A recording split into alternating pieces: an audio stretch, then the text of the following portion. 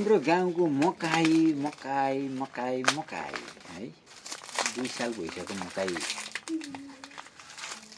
नखुर हालेको है।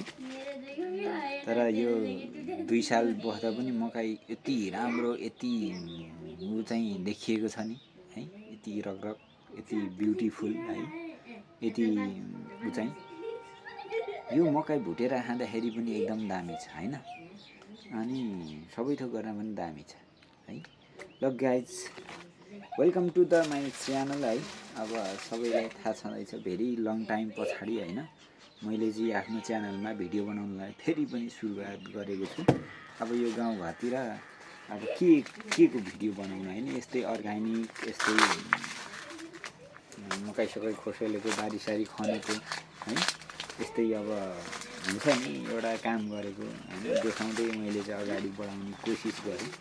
अब यहाँ तपाईहरुसँग भिडियो बनाउँदै एउटा अनिखेर आफूले गर्ने काम पनि गर्दै हैन अनि गरौँ भनेको।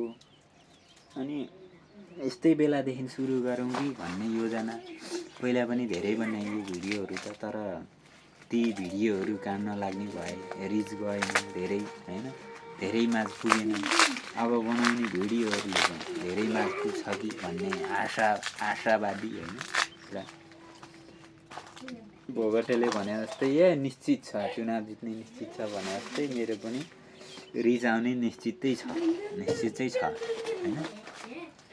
त्यही भएर आज तपाईहरुमा यसो छोटो मिठो भ्लग लिएर गाउँघरकै हैन यसो काम गर्दै अनि भिडियो बनाउँदै गर्दाखेरि लिएर उपस्थिति भएको छु। त्यही पनि हेर्नलाई चाहिँ नछुटाउनु होला है, हेरिदिनु होला, माया गरिदिनु होला। यस्तै छ गाउँले जिन्दगी, के गरौँ गरिखाउँ। आजलाई यति नै होला, भोलि अर्को भ्लग बनाउँला है त।